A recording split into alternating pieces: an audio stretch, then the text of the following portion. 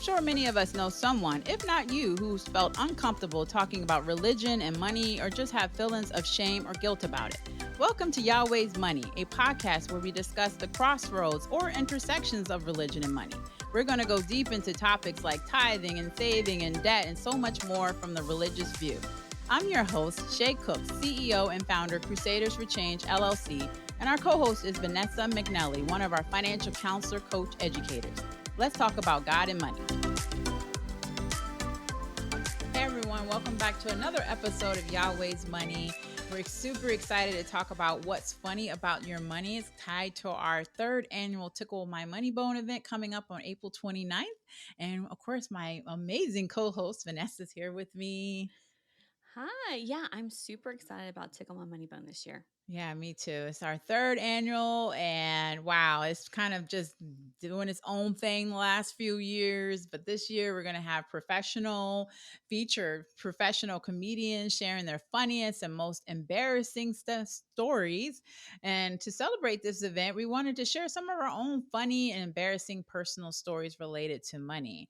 So, first, though, before we get into that, I just wanted to talk a little bit of where Tickle My Money Bone came from. It really came from sitting in the pandemic. I think it was 2020, and just like watching and inspired by Tiffany Haddish's Netflix special They Ready.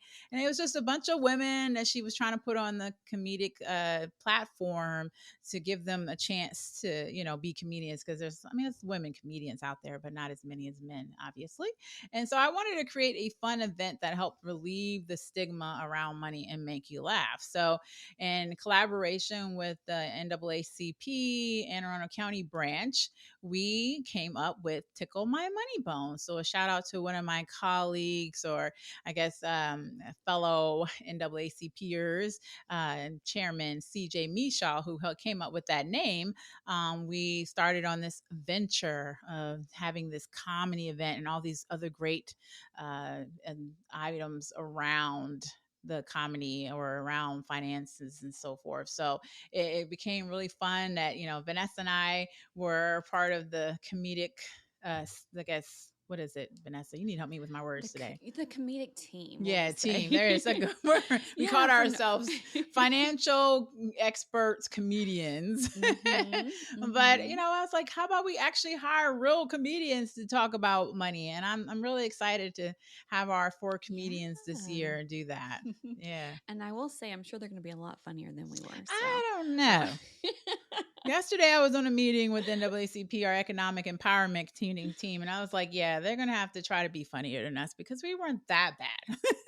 So we were pretty funny. We had some really funny stories, though.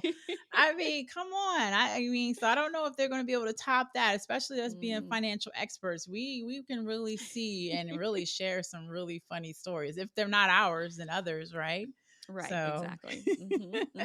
So I want you to start with a funny story. What's a funny story? I know, right? So I will tell you. So I used to work with a lady who had a client that came into her office and was talking about, not really having much money in his budget for, X, Y, or Z. But he always said, "Oh, it's not a problem. I just put it on my credit card." Mm. So for the longest time, he was like, "Oh, I just put it on my credit card, put it on my credit card." So for him, as long as he put it on his credit card, that didn't count towards his bills. It was just like free money, which, you think about and you're like, oh my gosh, how could somebody think that? Yeah, But, really. to this day, she and I always say, oh, don't worry about lunch. I'm just going to put it on my credit card. Like it's free. Everything's free. So, Well, and to us, it's absolutely hilarious. Because, yeah, really. When I was in Omaha, Nebraska, similar to that, working at SAC Federal Credit Union, now it's named Cobalt Credit Union. Back in the early 2000, I was helping service members, and they would come in and are like, I'll never forget this young airman came down, sat in my little office, and I was helping him open an account, and he had another account somewhere else. And he's like, how much money? I say, how much money do you put in here to put in an account? Anyway, long story short, he pulls out his checkbook, and I remember him saying, I think I have this amount of money. And I'm like, you're not sure? He's like, well, I still have checks in my checkbook. And to this day, I'm like, are you freaking kidding me? Like, who didn't teach you about checks and checks book? I mean, I guess I got Oh. an experience from my mom and my Mhm. daddy always using Mhm. checks and bouncing them. But you know what I mean? But for me, it's like, you Mhm. just because you have checks in your checkbook does Yep. not mean you have money in your account. He really believed that. I remember him walking out and I'm thinking, oh my God, this is what I'm dealing with. I was like, never will I allow my child, even though they don't even, people don't even use checks anymore, be like that. Right? I Yeah. learned about checks in high school or in middle school and counting. Mhm. And so I know Mhm. everybody didn't have to take accounting back in the day, or probably not even still, but I'm like, how do you really believe that? Like, Mhm. it was crazy. It's so crazy. I know I was a military spouse, as you know, as well, for Mm-hmm. about 9 years. And my cousin had gone through this breakup and she was heartbroken in college. So I asked her if she wanted to come live with me in Germany for the summer. So Mm. who doesn't want to do that when they have 21? So, so she came and she lived with me and she got a job working at the exchange, which is like the store on base, Mm-hmm. and she didn't have a bank account. So all of her Mm. money would go into my account. And then I was driving her to the airport because she was going home after the summer. And I handed her my checkbook and I was like, Anne Marie, go ahead and just write a check. This is how much is left in the account. Mm-hmm. And she looks at me and she's like, what's a check? Mm. And you're just like, oh Lord, how do you not know what a check is? This was like 15 years ago. So it Oh was a yeah, long time back ago. then you should have still known, but I guess people don't because the parents either use credit cards even Oh back my then, or gosh. debit Right. cards, or Right. cash. Wow, wow, that's crazy. Oh my goodness. Growing up, I always tell this story and I call it the pen. I know last year I shared it on stage with everybody, but I don't know. I have this thing about pens. I think it started back then, but I was in elementary school in Alaska. I was around 7, 8 years old, and I used to love going to the Scholastic Book Fair. Right. So I think Mm-hmm. some of us remember that. I think they still have Scholastic in the schools. Again, I am so old, I don't even know. And my daughter's 22, so I don't know. So, but alongside many of the amazing books I wanted to buy, there were some really fun and creative and colorful things that I really wanted. And I remember not being able to buy something, or just feeling all disturbed inside because I didn't have any money. So, but I remember we were allowed to go and look around, and they would give you the little Scholastic um, paper to take home to your parents and figure out Mm-hmm. what you wanted to buy. So anyway, I believe I didn't have any money. That's because this is so long ago, but I don't remember. But I do know that what reminded me of this, and when I tell people this story, I feel like I'm a horrible person, or I used to. Ever since I told it on stage last year, I was like, okay, really, Shay? You're like 20, 30, 40 years older now. Like, let it go. But I really thought I was a horrible person, or people were going to like, oh, you should have got arrested or something because I stole a pen. So it was only $1, I believe, but I felt so horrible because I really wanted this pen, but it was only $1. And I'm sure I could have saved up for it or asked my parents for the money or whatever. But, Mm-hmm. why didn't my parents give me money to, buy this pen? Or why didn't I go to them, ask for the money? I don't remember. Again, it was so many years ago, but I'm sure many of you guys have sent your kids to a book fair or event, or now you can Mm-hmm. just use Venmo and Cash App for everything, right? So say, Mom, Cash App me $1 or a couple dollars so I to Right. get something. But naturally, I did the right thing, and Mm-hmm. I Mm-hmm. thought I did the right thing. My parents thought they were doing the right thing, and sending me to school with money sometimes and not, but I stole a Yeah. pen and I felt really bad and gave it to my brother a couple days later because I didn't want to hold on to any He had all the stolen. evidence. Yeah, I didn't want to hold on to any stolen property. So I still, and it's funny, since I told this story last year, my husband beats me up all the time about like, did you steal the pen? Did you steal that pen? I'm like, really, dude? I buy pens, okay? I don't need to steal them anymore. I mean, unless somebody say I can have a pen, I'm not gonna Right. say no. But the moral of the story is really don't go shopping for something you can't afford, or you may end up Mm-hmm. stealing something. Okay, or maybe not, but just don't steal is really the moral of the story. So God doesn't want us to feel greedy. You're not supposed to be greedy according to Luke 12:15. It's like, Mm-hmm. don't be greedy for money or pens or anything, food. So Right. Yeah, it's Mm, just crazy things you think about when you're growing up and you did and around money or the lack of money. exactly. Yeah. Yeah. So first off, do you have anything stolen that I can give to my brother? That's what I want to know. We may have to rat him out if that's I'm the case. telling you, So, we might have to. Nothing right now. I don't know. I don't know if I'm going to say that on this podcast either, but no, I don't have anything. dang it, no. Gosh, I remember when I was in college and I had my very first credit card. Mm, And that is always so dangerous when yes, you have no so idea what you're dangerous. doing because it's your very first credit card. And I worked like 3 jobs in college. So it Mm, wasn't like, I didn't have money coming in. mm-hmm. But I remember I ran my credit card bill up and I had maxed it out and I did not know what to do. And Wow. I was just like, what do I do? I can't believe I was so embarrassed about Really? this. Yeah, super embarrassed. So I go to my dad and I'm like, Dad, I did this thing and I just don't know what to do. And, he's thinking something like absolutely horrible. And here I am. I'm like, I ran my credit card bill up and it's like $250. And he's like, Are you serious? He's like, I got you. Just don't do it again. Yeah, really. Because I'm thinking, I thought you were about to say 2,000. That sounds more like my story, but 250, please. It What is was that? 250. Yeah.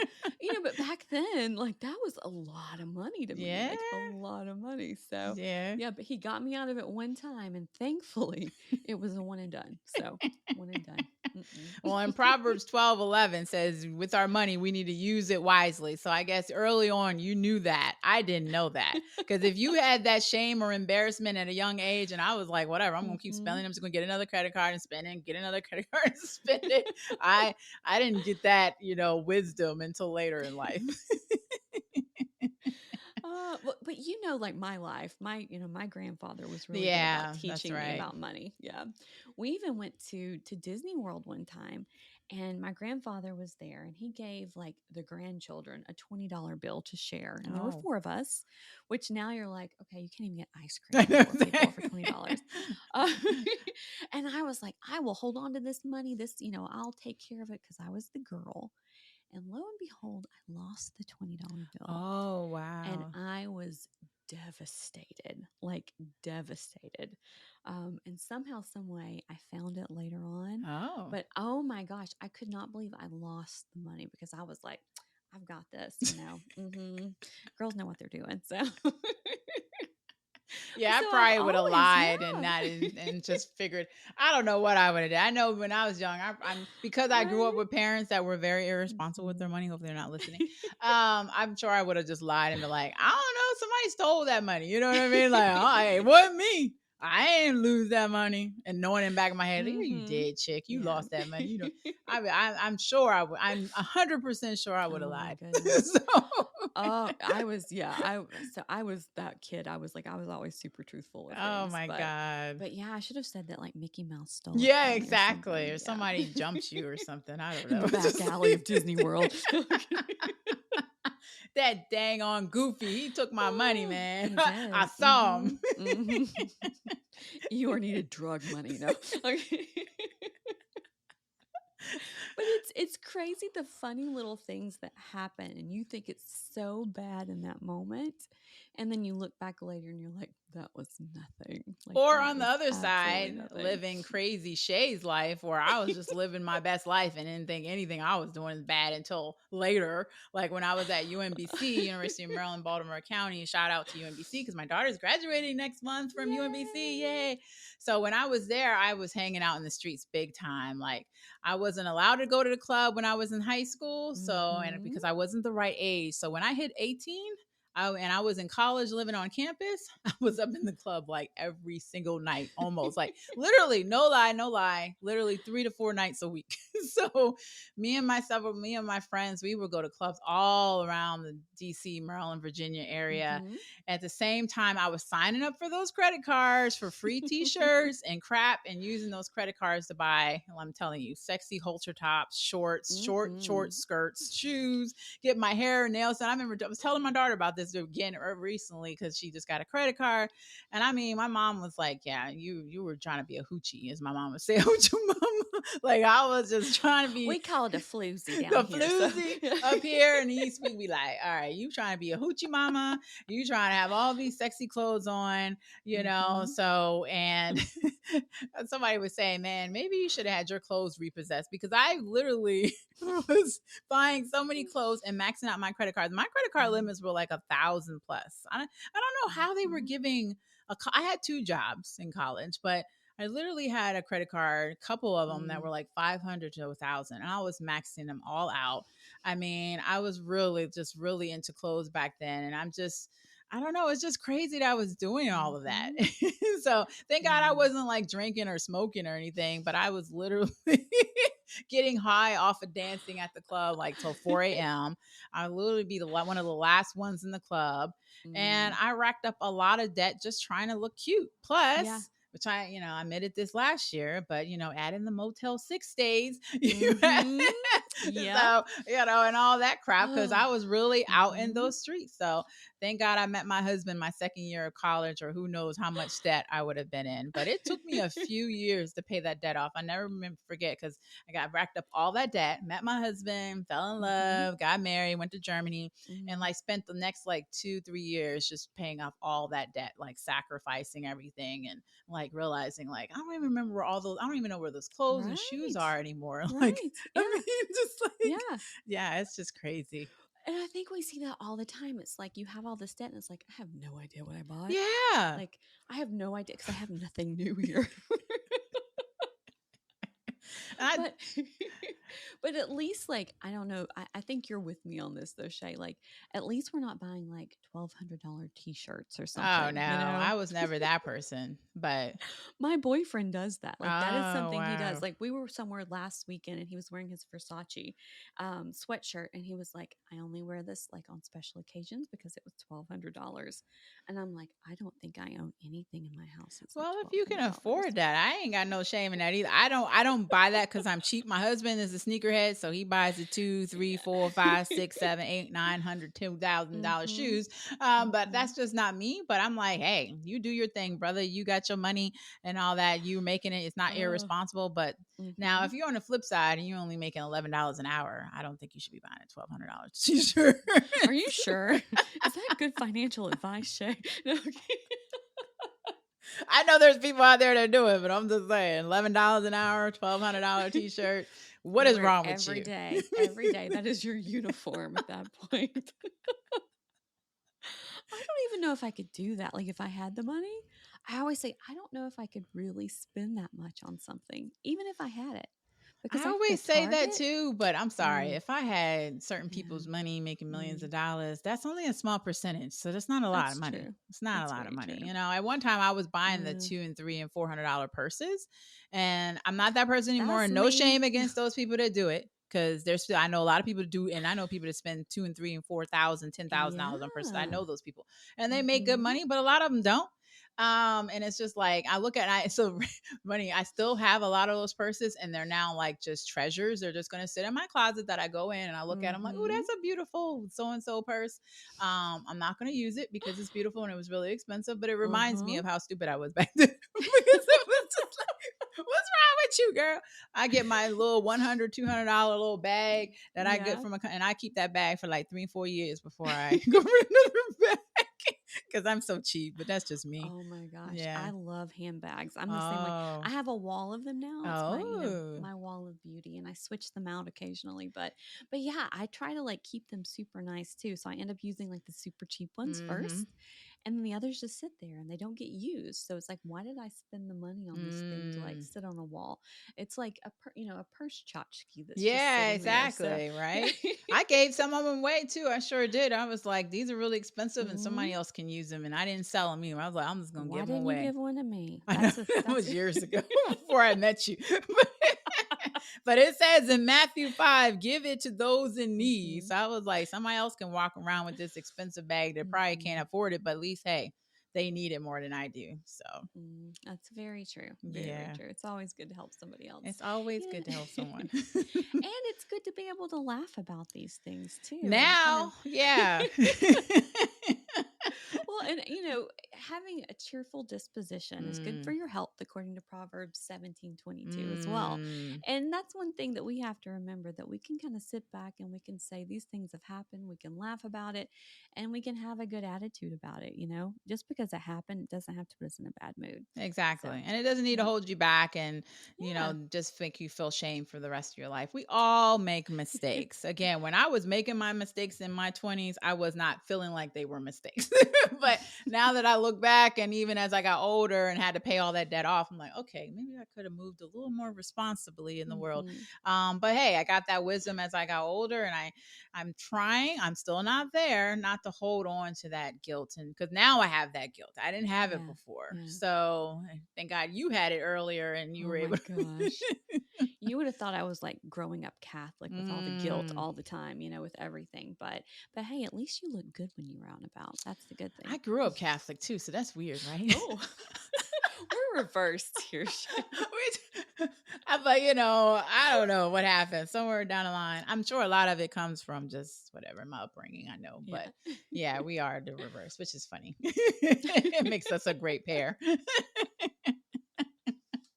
But there's so many regrettable purchases I've had Mm. now that I look back and I'm like, oh, I should have been smarter. But you know what? You move forward. And that's why we're doing Tickle My Hmm. Money Bone, right? Because we want to remove the shame. Everybody can talk about politics, they can talk about sex, they can talk about all this stuff. Nobody wants to talk about money. And so we Hmm. need to talk about money and add a comedic flair to it. And so people are like, oh, okay. And laugh about it and be like, I've done the same dang on thing. And it's okay. Now I can move forward. I can call Crusaders for Change, and somebody can help me, or whoever resource that's out there, and be okay with it and not hold on to that shame. So I'm loving it. I'm excited about April 29th at 6:30. We're going to do it in person for the VIPs. This year is going to feel more like a Netflix kind of comedy in person event. We have some really cool things planned. We're still going to have our live DJ, mix and mingle, rap party afterwards, but even virtually, we're going to have just as much fun streaming that out to hopefully hundreds of people to be able to participate in Tickle My Money Bone, a comedy event. So, any final thoughts, Vanessa? I just know one thing, that you're going to look super good in your new outfit when we have Tickle My Money Bones. So. That's like the one or two outfits that I buy a year. I always buy a new outfit for our events. And so, yes, I am. I don't even Hmm. know what that is yet. I usually buy it a couple of days before. So, but it ain't thousand, ain't no $1,200 shirt. Okay. Sorry. All right. Yep. Well, I'm excited too. I think this year is going to be a little different, and it's going to be cool. So, Yeah, it's super gonna be excited. cool. Our team has Hmm. been really working hard behind the scenes to bring a really fabulous event, and so I'm excited about it. So please join us if you haven't already bought your ticket. Please do. We'll love to see you there and have fun with us. So thank you for joining us today. Don't forget to follow us wherever podcasts are found, and remember, it's always better Yahweh's way. Thank you for listening to this episode. We hope you enjoyed our deep dive into the crossroads of religion and money. Also, we would love to hear your feedback on today's episode, so please leave us a review or just tell us what's on your mind. And remember to follow our podcast. If you have any questions or suggestions of topics for us to discuss, please email us at yahweh@crusaders4change.org. To hear all of Yahweh's Money latest episodes, please visit us at www.crusaders4change.org or wherever podcasts are found. God bless.